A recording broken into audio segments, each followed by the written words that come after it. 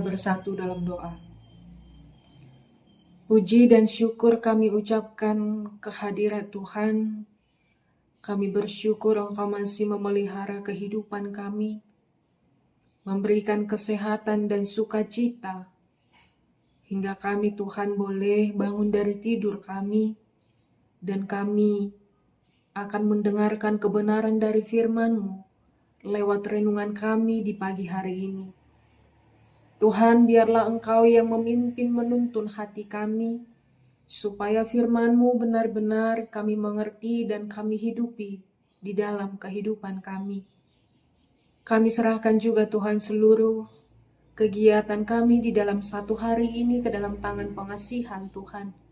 Biarlah kiranya Engkau yang menolong dan memampukan kami untuk melakukan setiap kegiatan kami. Di dalam nama Yesus kami berdoa dan bersyukur. Amin. Shalom, salam sejahtera bagi kita Amang Inang dan seluruh jemaat Tuhan dimanapun kita berada pada pagi hari ini. Marilah kita kembali mendengarkan firman Tuhan lewat renungan kita di pagi ini yang tertulis dalam Ayub 33 ayat 13 sampai ayat 14. Beginilah bunyi firman Tuhan. Mengapa engkau berbantah dengan dia, bahwa dia tidak menjawab segala perkataanmu? Karena Allah berfirman dengan satu dua cara, tetapi orang tidak memperhatikannya.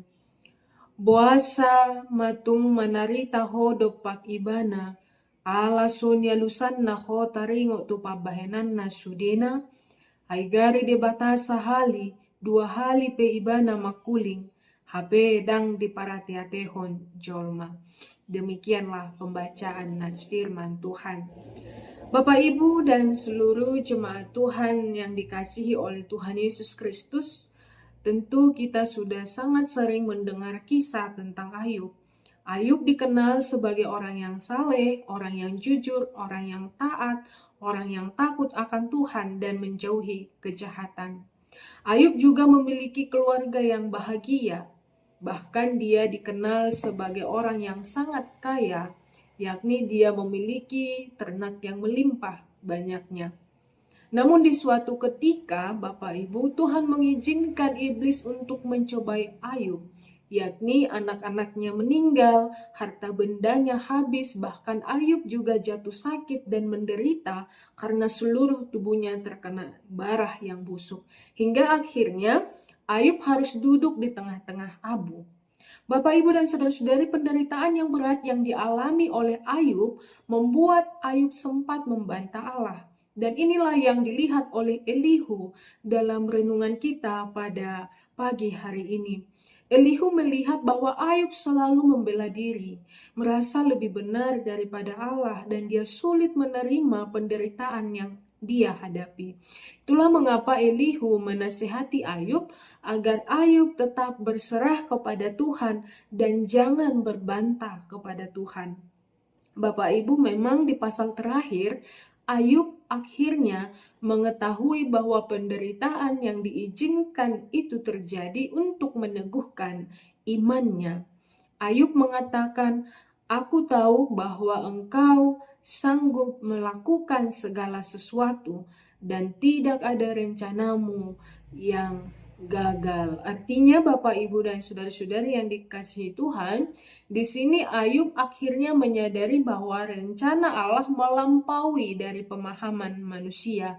Ketika Ayub mendengar suara Tuhan, Ayub dapat mengerti akan rencana Tuhan dalam kehidupannya. Bapak, Ibu, dari kisah Ayub ini mengajarkan kita agar kita lebih peka terhadap suara Tuhan.